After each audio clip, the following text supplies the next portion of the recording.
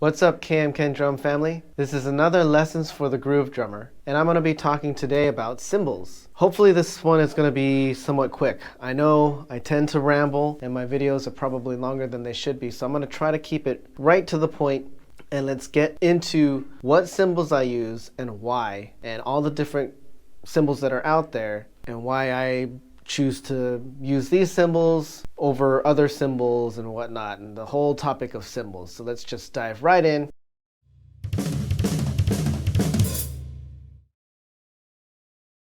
And this is a lesson that's aimed more at beginners. For those of you that are just really starting to learn how to put a drum kit together, you know, there's so many different things to consider when buying your first kit, or buying that next kit that gets you from the beginner stages maybe into the intermediate stages, or even if you're starting to gig, your gigging drum set might be different from your drum set at home or in the rehearsal, and yada yada yada. So there's all these different types of things to think about when you're first learning how to put your drum set together. Obviously there's learning how to set it up and learning how to tune it and all of that stuff, but I'm talking about actually going out there and picking your drums and picking your cymbals. So today we're going to be talking about what cymbals I've picked over the years and why I use these particular set of cymbals today, and if there's any rhyme or reason behind it. So let's get started. First off, every drum set, I don't care what style of music you're playing, every drum set has to have a pair of hi-hats. That's basic. In fact, if you break it all down, there's really only three things that you need to constitute a drum set: hi-hats, snare, and bass drum. When you learn all the rules, you can start breaking them. You can play drums with a snare drum, right? You can play drums with a bass drum, or a bass drum and a snare, or snare and hi-hat. Once you know the rules, you can start learning how to do different things and whatnot. But for your very basic drum set, you really need hi-hats, snare drum, and bass drum. So we're going to talk firstly about hi-hats and then kind of make our way around the set. I've been playing for 25, 26 years or so, whatever 1993 to 2021 is. So yeah, more than that. A lot more than that. So I've been playing a long time, let's just say. I'm an Asian who's bad at math. I've been playing a long time, and I've played a ton of different hi-hats. Not just my own, but you know, house kits. Back in jazz class in high school, I've played so many different hi-hats. Played on other friends' kits who had different hi-hats. There are hi-hats that I haven't played that I would like to play and get to know better. But for the hi-hats that I have played, these hi-hats are the best in my opinion. I've gone through Paistis, Cymbals, and Zildjians. I've also played a pair of UFIPs. I haven't played a pair of Istanbuls yet. Those are the main brands that are out there. 4 out of 5 I've played on different types of hi-hats. Paistis, I had the top of the line signature series 14-inch hi-hats. I've also had the 2002 14-inch hi-hats. I've also had signature series 13-inch hi-hats. Amazing hi-hats as well. But you know, I think those are somewhat one-dimensional.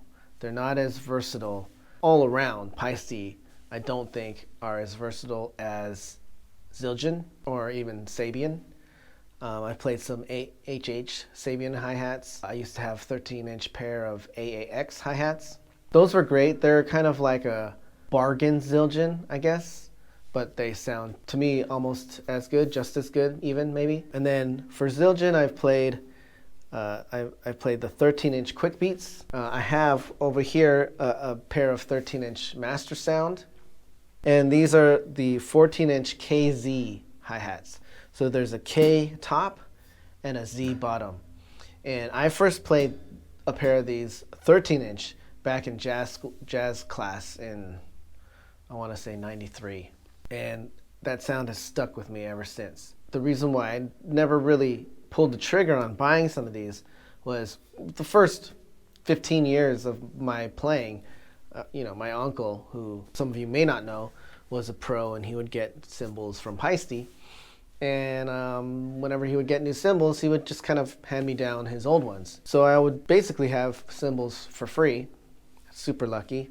But then once my uncle passed away, cymbals were no longer free. I had to start paying for them every time they cracked, and Pisces cracked all the time. I would either have the option of buying a $300 pair of Zildjians or a $160, $170, maybe sometimes $180 pair of Cymbals. So I, no brainer, made the switch to Zildjian and played those for the next 10 or so years. And it wasn't until I opened the KMKanDrum channel that I got into Zildjian hi-hats and Zildjian cymbals just all the way around. Part of it is because I'm in a better position financially to be able to do so. And the other part is I think Zildjians, as much as when I was younger, as much as I wanted to hate on Zildjian because everybody used them, I wanted to be different. I wanted to use Pisces or I wanted to use Zildjian.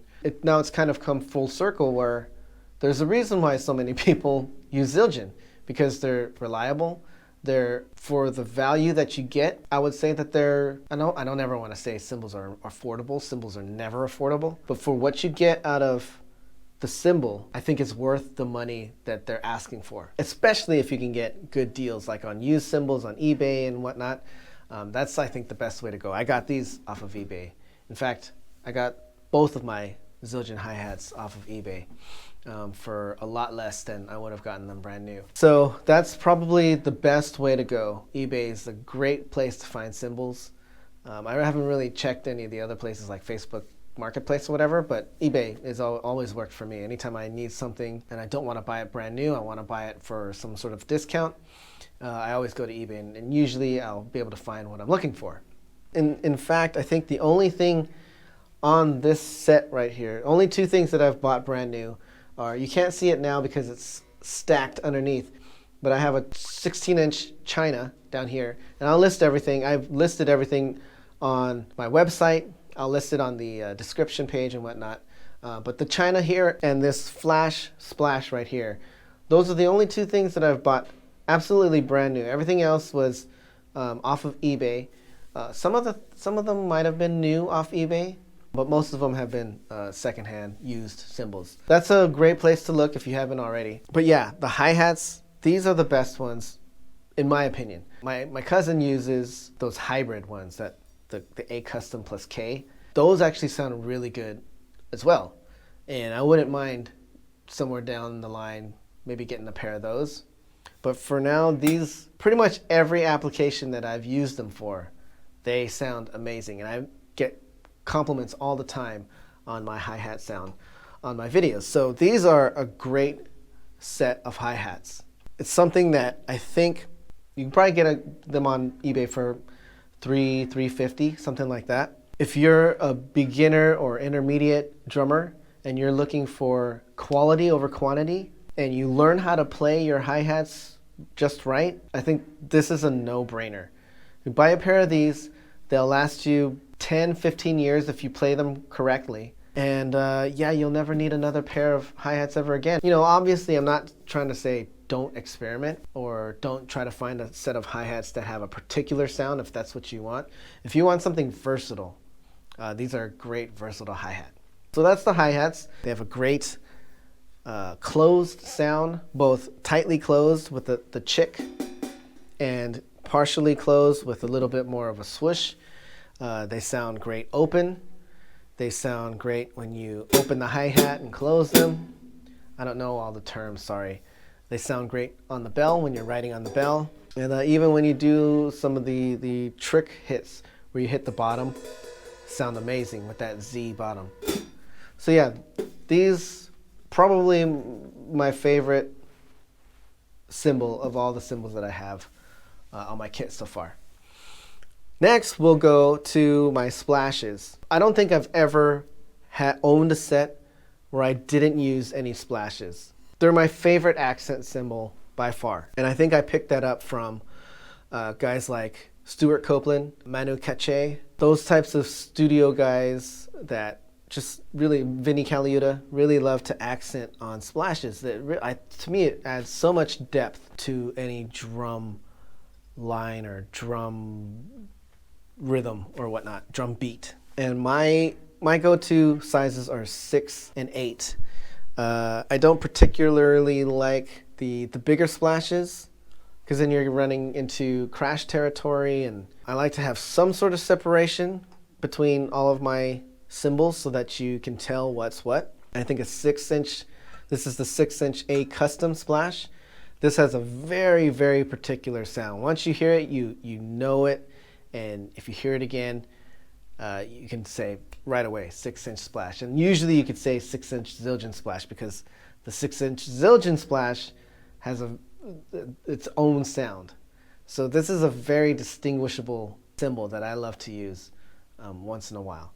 This flash splash, one of my YouTube drummer friends told me, was developed by Zildjian and Peter Erskine, the jazz drumming great. I didn't know that. I just went to, I believe it was Sam Ash a couple of years ago, because my Paiste splash finally broke. And yeah, went and got this bad boy, and I love the way that it sounds. It's got this really cool cup sound. I can't really explain it, but when you hear it, it almost sounds like the sound is coming out of a cup.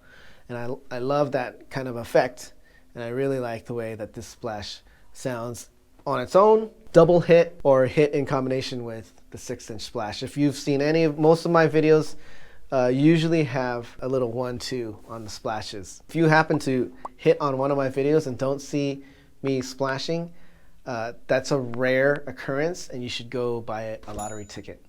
But for the most part, I almost always use the splashes on pretty much every song that I do.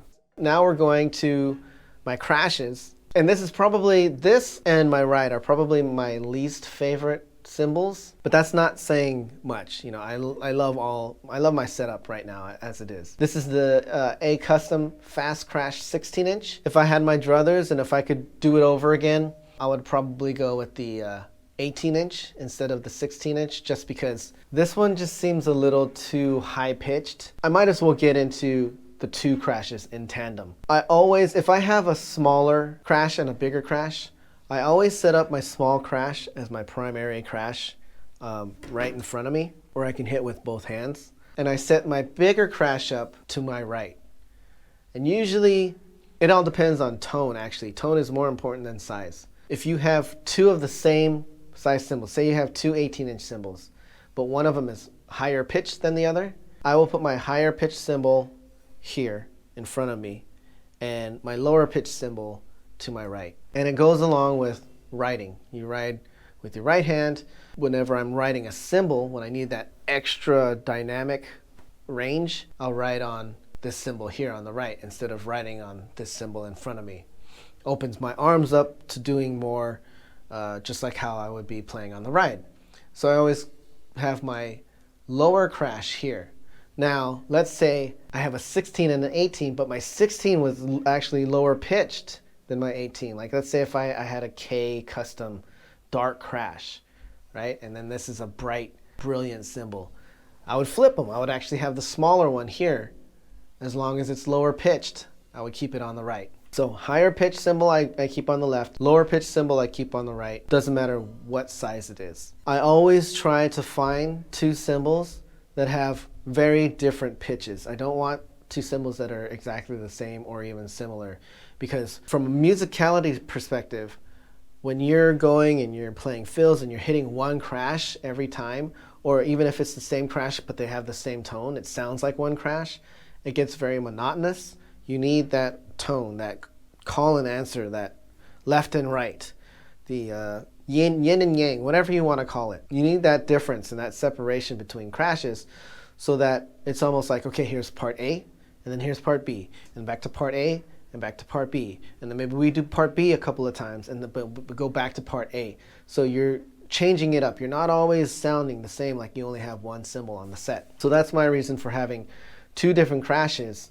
set up on my set at all times. And I don't think I've ever used more than two crashes. That's all I've ever needed. So not only a setup standpoint, but from a financial standpoint and everything in between, two crashes to me just works the best. Easy, cheaper, and it's easier to set up. Not as much gear to carry around, because these things are they're not light. But yeah, I don't ever really feel the need to have more than two crash cymbals. To me, it's just, it starts getting confusing. Yeah, maybe it might be more convenient to have a crash here after I'm rolling down from my last floor tom, or maybe a crash up here if I'm playing, you know, with this snare and a lot of stuff on the hi-hats. But I never really have been playing a song and go, oh, I wish I had a crash right here, or oh, I wish I had a crash right here. It's always worked out fine for me. Now, it may work out differently for you. That's the beauty of drums, is everyone is different. I'm just giving you my perspective so that you have another angle to consider when you're setting up your drum set. That's my reasoning and the way that I set up crashes, and I hope that explanation helps you out, because I think it's very important to know these things so that when you get into a setting where you're actually writing drum parts or playing in general, you have the option of 2 different crashes with 2 different tones. And so I think it's super important not to have just one tone. So now let's go to my ride. I think I've mentioned this before on other videos, but this isn't my favorite ride. But rides are, we all know, the most expensive cymbal on the drum set.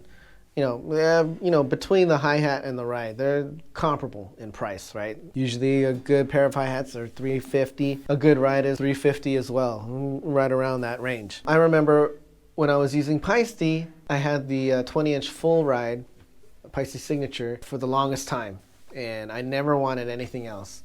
But then once that thing cracked, I needed to go and find a new ride. And at the time I was playing a lot of punk and a lot of heavy rock, and I wanted something with definition.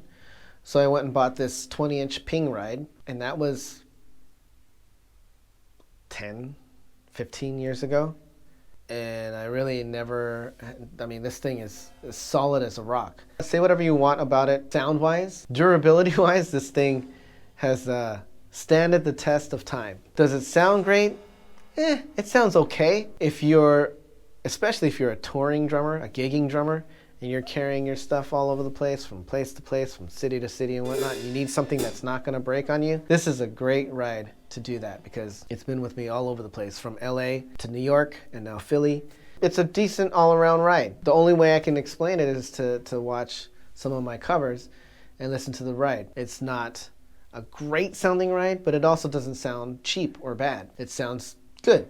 The bell sounds good. Everything just sounds good. It blends in nicely with most things. If you need something softer, like for jazz or for ballads or whatever, this thing might stick out a little bit too much. But you know, I guess it's like the 80-20 rule. How many times are you really going to need a specialized ride? Probably only 20% of the time. And for me, that doesn't justify me paying another $300, $400 just for 20% of my playing time, just so that my ride sounds a little bit better for those ballads or for all the jazz covers that I do, which are none. So I'm sticking with this ride until it breaks or cracks or whatever. Once it cracks, we'll revisit this whole thing. But as of now, it's a decent ride. I'm happy with it. Would I recommend it? That's a whole nother story. I don't know if I would recommend a beginner drummer or someone that's looking in the market for a ride. I don't know if I would necessarily recommend this ride. But if if your sole reason for buying a ride is because you want something that's durable, that's going to last a long time, and that doesn't sound like crap, then yes, I would definitely look into the Ping ride. And you can probably find a ton of them online, eBay, Facebook Marketplace, Craigslist, whatever, for probably cheaper than you would find a lot of other better rides. And so, for the money and for the durability, this is in the running. But if I had to do it over again, I would probably get a different ride. Maybe I would spend the extra $100 to get that hybrid KA custom ride. Those are really nice. Or even just a flat out K ride. I love the dry sound of the Ks. I love how the attack is there, but the sustain kind of meshes in with a lot of different music. So I like that kind of effect, but this is fine for now. So then on to my China cymbal, which you can't see because I just did a cover. I don't know about the timing of all these things. I've got covers lined up, and I believe this lesson will be released before my cover of Roulette Dares by the Mars Volta. That was a pain in the butt to do that song. But in any case, I stacked the cymbals because there's a part in that song where I'm just kind of riding on the China. And this China in particular, which I love, is my favorite China ever. For that particular song, it was just sustaining a little bit too long. So I needed to stack it so that it was more of an attack cymbal and less of a sustain cymbal. Kind of like one of your cheaper Wuhan Chinas that I used to play back in the day when I was a big fan of Neil Peart and Tim Alexander from Primus. And they were both endorsing Wuhan Chinas. And I was like, oh, I love that China. I love those guys. I want to, sound the same as them. So I got Wuhan Chinas because they were really cheap too. And yeah, for the longest time I had them. And then I got obviously the Paiste signature China. My uncle had one that was 20 inches with rivets in it. Oh, that thing was so sweet. But it was a specialty cymbals, especially with the rivets. I gave it a very specific effect that I could only use once in a while. So from there, I wanted to get something that was a little bit more versatile. So I ended up with this bad boy. It's the 16-inch A Custom Oriental Trash China. I think I got that right. Best China I've ever owned. I would recommend that to anybody looking for a China. 16-inch. Did I say that already? 16-inch. So that's my setup. Now, obviously, there are a ton of other... When I started playing, this is what was out there. There were, the bells that Stuart Copeland and Tim Alexander use on their things, those really heavy bells. I never really got into those. I always liked the bells on the cymbals. I didn't feel the need to buy another bell because I felt like I already had that in these cymbals. So that was basically the only other real different cymbal, and gongs, of course, but I'm not into gongs even though I'm Asian. Yeah, that's the variety of cymbals back when I first started playing was like this thin. Now, you have all these different effect cymbals. You have that stringy one. You have the ones with all the holes in them. I don't even know what they're called. And they kind of all just sound a little bit on the trashy side, which there's nothing wrong with that. I love a little bit of trash as well. But I just don't feel like I've ever needed to buy any of those cymbals. I have plenty of broken cymbals that sound exactly the same if I wanted that effect, but I just don't. I don't hardly ever need it. And in fact, this is the first time I've ever stacked a pair of cymbals for a certain effect in a certain song. So yeah, there's so many other different cymbals that are out there that I just never have bothered to play or get into. And I want to know from you guys. I know there's plenty of drummers out there that have those cymbals, the ones with the holes in it, the ones that are cut out and whatnot, all these different cymbals. I'd really love to know what they do for your sound and how they kind of differ from having all the other cymbals in your arsenal,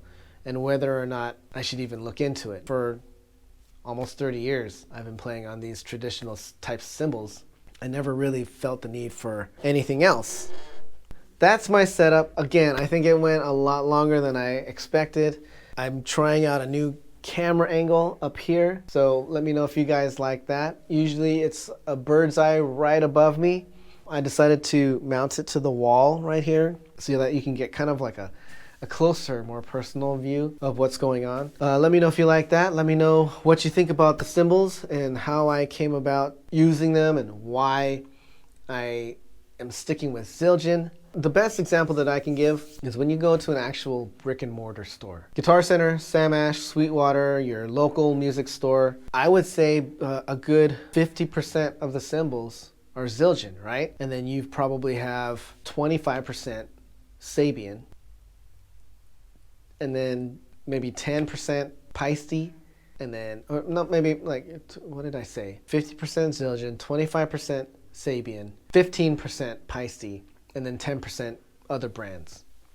So right off the bat, your selection of Zildjian cymbals is going to be a lot wider than any other cymbals. And this is, I feel like this is the case online as well. When you go online and you try to look for cymbals, more often than not, you're going to find Zildjian cymbals. And I don't know why that is. I don't know why it's easier to find Zildjians than, say, Paistes.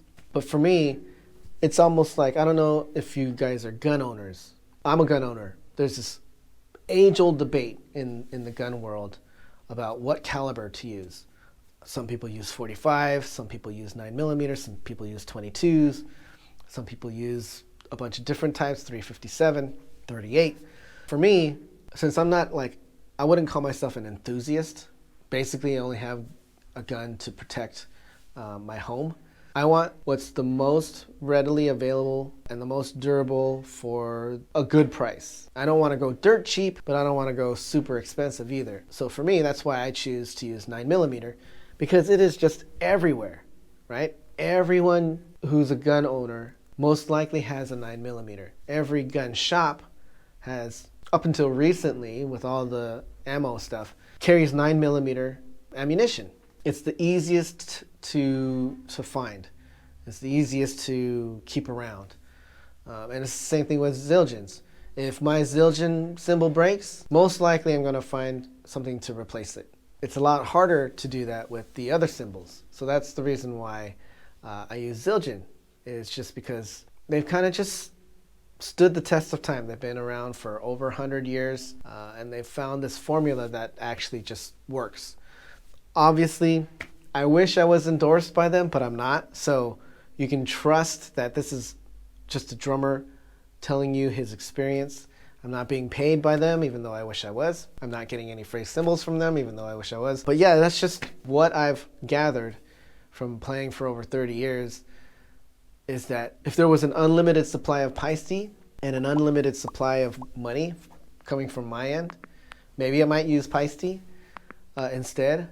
But there isn't. You know, we live in the real world, and we have real decisions to make with money. That money and time. Those are the two things that we just don't seem to ever have enough of. If I'm going to put what little money I have and what little time I have into selecting cymbals, I don't want to be scouring all over the place looking for the perfect cymbal. I just want something that's going to work, and that's going to be versatile, durable, and last as long as I need it to for the amount of money that I put into it. And Zildjian just always seems to deliver on those perspectives. So that's how I look at buying cymbals. Some people may be looking for a specific thing and they don't care what it costs. That's a totally different, way of looking at buying cymbals. If you want that Paiste sound, that John Bonham sound, you need that John Bonham sound, and John Bonham used those 2002s, right? Then you can't go with Zildjian. You have to go and spend the money and get those Paistes. If you want that specific sound, this advice is not for you. But if you're just a regular old drummer looking for the most bang out of your buck, and not only the most bang out of your buck, but also less time spent looking for something that's going to work for you, Zildjian's the way to go for me. Anyways, I hope you found this lesson somewhat helpful. If you did, throw me one of these. Let me know in the comments what you think. If I missed anything, if you have any questions or whatnot, always love to hear from you guys. Check out my website. And I'm now on Patreon. Depending on when you watch this video or whatnot, I have some really cool things that I'm going to do on that Patreon that are exclusive to Patreon. You won't be able to see it on YouTube. So please consider becoming a patron, and you will have exclusive access to content that nobody else would have. And if you're not a fan of Patreon for some reason, but you still want that exclusive content, go and check out fanstxt.com. I'm on there as well. That's also a subscription type of thing. fanstxt.com/KMKanDrum. If you subscribe there, you'll also get that same content that I am offering on Patreon. The cool thing about Fans Texts is that I actually text you through that service. Not only will you get exclusive content, but I'll be sending out a text here and there. If I just want to say thank you for supporting me and I love you guys so much, you'll get a text. Check both of them out. I'd really, really appreciate it if you did so. I'm going to be doing a lot more lessons on those platforms as well. Types of things like this where I'm talking the culture of drums and the mindset and the philosophy behind the drum set. Those things I think are just as important as learning all of your techniques and chops and whatnot. So check me out there. Website KMKanDrum.com. I'm on Facebook and Instagram as well. I am readily available whenever you need me. KMKanDrum. Sayonara.